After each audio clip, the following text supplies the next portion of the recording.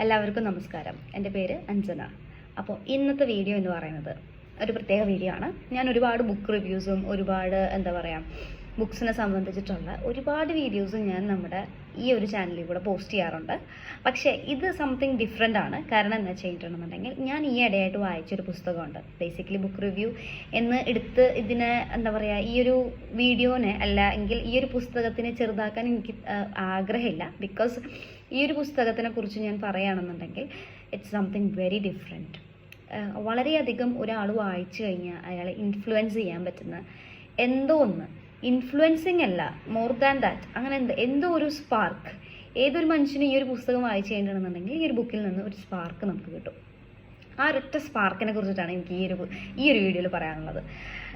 Book review എന്ന് പറഞ്ഞ് ഈ ഒരു ചെറിയ സ്പാർക്ക്, ഈ ഒരു സ്പാർക്കിനെ ഞാൻ വളരെ ചെറുതാക്കി കാണിക്കാൻ ഉദ്ദേശിക്കുന്നില്ല. അപ്പം എല്ലാവർക്കും അറിയുന്നത് പോലെ തന്നെ ഞാൻ പറഞ്ഞു വരുന്നത് ജോസഫ് അന്നംകുട്ടി ജോസിൻ്റെ ദൈവത്തിൻ്റെ ചാരന്മാർ എന്ന് പറയുന്ന ഈ ഒരു പുസ്തകത്തിനെ കുറിച്ച്. ദൈവത്തിൻ്റെ ചാരന്മാർ എന്താണ്? ഈ ദൈവത്തിൻ്റെ ചാരന്മാർ നമ്മൾ വിചാരിക്കും ദൈവത്തിൻ്റെ ചാരന്മാരെന്ന് പറയുമ്പോൾ എന്തെങ്കിലും വല്ല മാലാകന്മാരെ കുറിച്ചിട്ടുള്ളൊരു പുസ്തകമാണോ ഇത്, അല്ലെങ്കിൽ മാലാകന്മാർ, അല്ലെങ്കിൽ ഇങ്ങനെ എന്തെങ്കിലും ക്രിസ്ത്യാനിറ്റി ബേസ്ഡ് ആയിട്ടുള്ള എന്തെങ്കിലും സംഭവമാണോ? ഒബ്വിയസ്ലി ജോസഫ് അന്നംകുട്ടി ജോസ് ഒരു ക്രിസ്ത്യനാണ്.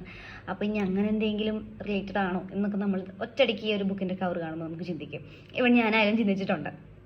പക്ഷേ ഒരുപാട് നാൾക്ക് ശേഷം ഞാൻ ഇങ്ങനെ ഈ ഒരു പുസ്തകം ഇതിൽ പത്രപ്പെടുത്തുന്ന സംഭവമുള്ള ആളൊരു ഇൻഫ്ലുവൻസിങ് ഒരു സോഷ്യൽ മീഡിയ ഇൻഫ്ലുവൻസർ, ഒരു മോട്ടിവേഷണൽ സ്പീക്കർ, ചെറിയൊരു ഗ്ലിച്ചൊക്കെ വരും ഇടയ്ക്ക് സംസാരിക്കുമ്പോൾ. അപ്പോൾ ഒരു ഇൻഫ്ലുവൻസർ ആണ് എന്നുള്ളതൊക്കെ നമുക്കറിയാം. അപ്പോൾ അങ്ങനത്തെ എന്തെങ്കിലുമൊക്കെ സംഭവമൊക്കെ തന്നെ ആയിരിക്കും എന്ന് ഞാൻ വിചാരിച്ചു. ഈ ഒരു പുസ്തകത്തിന് വില കുറച്ച് കണ്ടു എന്ന് തന്നെ വേണം പറയാൻ. അതുകൊണ്ടാണ് ഇത്രയും നാൾ ലേറ്റ് ആയത് ഈ ഒരു ബുക്ക് വായിക്കാൻ. അപ്പോൾ ഈയിടെ ഞാനിപ്പോൾ നാട്ടിൽ നിന്ന് എൻ്റെ ബുക്സ് കുറേയൊക്കെ ഇങ്ങോട്ട് അമ്മ എനിക്ക് അയച്ചു തന്നായിരുന്നു. അപ്പോൾ നമുക്കിവിടെ അവൈലബിലിറ്റി ഇല്ല. എൻ്റെ ബുക്സൊക്കെ വായിച്ചു കഴിഞ്ഞപ്പോൾ ആകെ ഉണ്ടായിരുന്ന പുസ്തകം ഇനി വായിക്കാൻ ഈ ഒരു ബുക്ക് മാത്രമേ ഉണ്ടായിരുന്നുള്ളൂ. അതുകൊണ്ടാണ് ഞാൻ ഈ ഒരു പുസ്തകം എടുത്ത് വായിച്ചത്. അല്ലാണ്ട് ഒരിക്കലും ഈ ബുക്ക് ഞാൻ തപ്പിപ്പിടിച്ച് മേടിച്ചൊരു പുസ്തകമല്ല.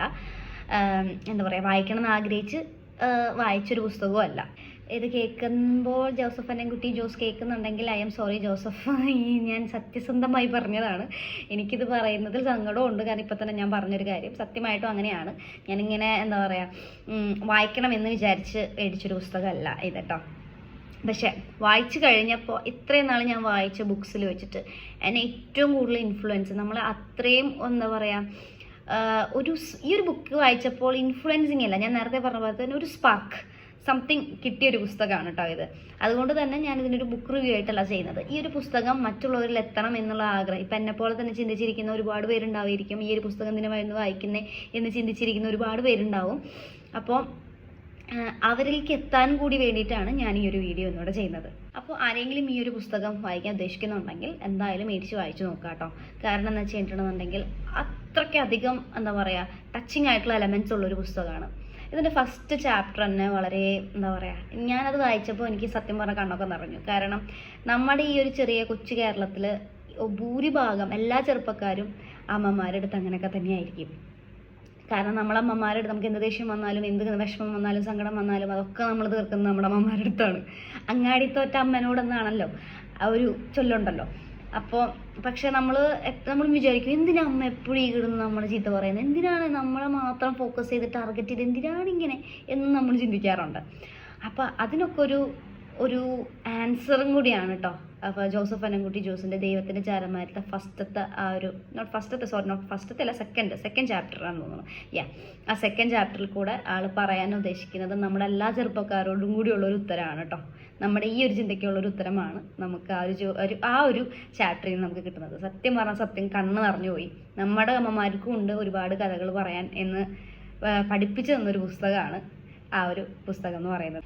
പിന്നെ ബെന്യാമിൻ പറഞ്ഞ മാതിരി തന്നെ നമ്മൾ അനുഭവിക്കാത്ത കഥകളെല്ലാം നമുക്ക് എന്നും ഒരു കെട്ടുകഥകൾ തന്നെയായിരിക്കും, അല്ലെങ്കിൽ ഇറ്റ്സ് എ ബിൽഡപ്പ് സ്റ്റോറി എന്ന് നമ്മൾ വിചാരിക്കും. പക്ഷേ നമ്മൾ ഈ ഒരു ചെറിയ ജീവിതത്തിൽ, നമ്മൾക്ക് എല്ലാവർക്കും ഉള്ള ഈ ഒരു കുഞ്ഞു ജീവിതത്തിൽ നമുക്ക് ചെയ്യാൻ പറ്റുന്ന കാര്യങ്ങൾ എന്തൊക്കെ, അല്ലെങ്കിൽ നമ്മൾ ഈ ഒരു ചെറിയ ജീവിതത്തിൽ നമുക്ക് ചെയ്യാൻ പറ്റില്ല എന്ന് വിചാരിക്കുന്ന പല കാര്യങ്ങളും മറ്റുള്ള പലരും നമ്മളുടെ ഇടയിൽ ചെയ്യുന്നുണ്ട്. നമ്മളത് കേൾക്കുമ്പോൾ നമ്മൾ വിചാരിക്കും ഇതൊക്കെ തള്ളായിരിക്കും എന്ന് വിചാരിക്കും. പക്ഷെ ഒരുപാട് ആൾക്കാർ അവരുടെ പരിമിതികളിൽ നിന്ന് ഒരുപാട് ജീവിതങ്ങളെ രക്ഷിച്ചെടുത്ത കുറേ കഥകളും ഒരുപാട് കഥകൾ അങ്ങനെ അതിൽ പറയുന്നുണ്ട് ആ ഒരു പുസ്തകത്തിൽ കേട്ടോ. നമ്മുടെ ഒരു ലൈഫ് ഈവൻ നമുക്ക് യൂസ്ഫുൾ അല്ലെങ്കിൽ പോലും മറ്റുള്ള ഒരാൾക്ക് അത്രയും യൂസ്ഫുൾ ആയിട്ടുണ്ടെങ്കിൽ നമ്മുടെ ജീവിതം യൂസ്ഫുൾ ആണ്. ഇത് പറഞ്ഞപ്പോൾ നിങ്ങൾക്ക് മനസ്സിലായിണ്ടാവില്ല എന്ന് എനിക്ക് മനസ്സിലായി. പക്ഷേ ഞാൻ പറയുകയാണെന്നുണ്ടെങ്കിൽ ഒരു പുസ്തകം വായിക്കുമ്പോൾ നിങ്ങൾക്ക് അതിനുള്ളൊരു ഉത്തരവും കൂടി കിട്ടും കേട്ടോ.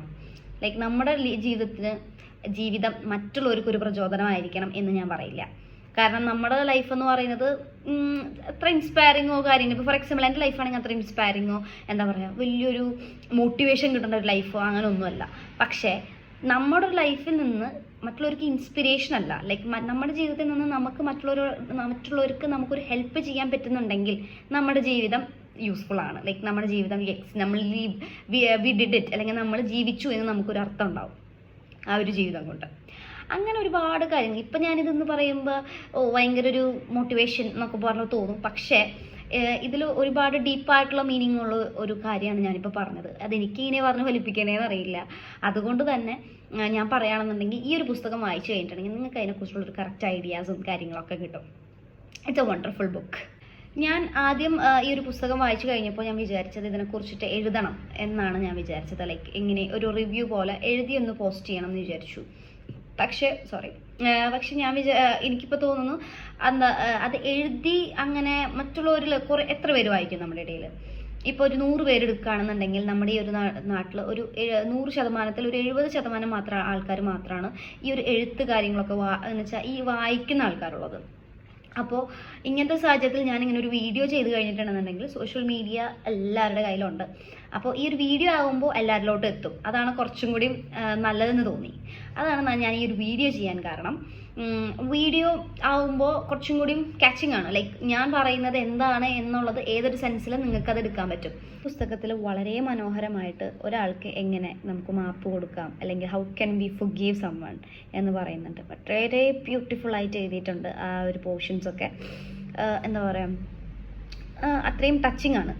ഒരു തീവ്രവാദി, ഒരു ടെററിസ്റ്റ് ഒരു കൊച്ചിനെ എന്താ പറയുക കൊലപ്പെടുത്തുകയാണ്. അപ്പോൾ ആളുടെ ഫാദർ ആ ഒരു ടെററിസ്റ്റിൻ്റെ അടുത്ത് കോർട്ടിൽ വെച്ച് പറയുന്ന ഒരുപാട് കാര്യങ്ങളും ഒക്കെ വളരെ ടച്ചിങ് ആയിട്ട് പോകുന്ന. അത് വായിക്കുമ്പോൾ നമുക്കും തോന്നും എന്തുകൊണ്ട് നമുക്കും നമ്മുടെ ശത്രുക്കളുടെ അടുത്ത് അല്ലെങ്കിൽ നമുക്ക് ഇഷ്ടമില്ലാത്ത ആൾക്കാരുടെ അടുത്ത് നമുക്ക് എന്തുകൊണ്ട് ക്ഷമിച്ചുകൂടാ, അവരുടെ ഈ കുഞ്ഞു കുഞ്ഞു കാര്യങ്ങളൊക്കെ എന്തുകൊണ്ട് ക്ഷമിച്ചുകൂടാ, അല്ലെങ്കിൽ അവരെ കൊണ്ട് എന്തുകൊണ്ടാണ് ഇങ്ങനൊരു പ്രവൃത്തി അവർ നമ്മളോട് എന്തുകൊണ്ട് ചെയ്യുന്നു എന്ന് വരെ നമ്മളെ കൊണ്ടൊന്ന് ഇരുത്തി ചിന്തിപ്പിക്കും ഈ ഒരു പുസ്തകം. വളരെ ബ്യൂട്ടിഫുൾ ആണ് കേട്ടോ, പറയാണ്ടിരിക്കാൻ പറ്റില്ല ഈ ഒരു പോർഷൻ.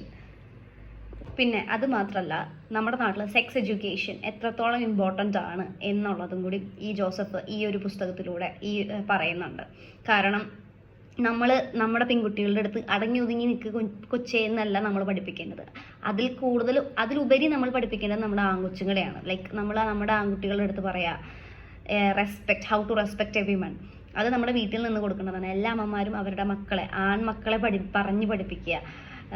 ഒരു പെൺകുട്ടി, ജോസഫ് പറഞ്ഞ പോലെ ഒരു പെൺകുട്ടി എന്ന് പറയുന്നത് നിന്റെ ഒരു അവസരമല്ല, അതൊരു ഉത്തരവാദിത്തമാണ്. പ്രാർത്ഥന എന്ന് പറയുന്നത് എത്ര ഇമ്പോർട്ടൻ്റ് ആണ് എന്നുള്ളതും ഈ ഒരു പുസ്തകത്തിൽ പറയുന്നുണ്ട്. നമ്മൾ എത്ര പേര് പ്രാർത്ഥിക്കുന്നുണ്ടാവും ഒരു ദിവസം? നമ്മൾ ദൈവമേ ഈശ്വര എന്നാ എൻ്റെ കാര്യം നടത്തി തരണേ എന്ന് നമ്മൾ നിലാശം വരുമ്പോൾ പ്രാർത്ഥിക്കുന്ന പ്രാർത്ഥനയല്ല, അല്ലാതെ നമ്മൾ സമയം കണ്ടെത്തി എത്ര പേര് നമ്മൾ പ്രാർത്ഥിക്കുന്നുണ്ടാവും ഒരു ദിവസം?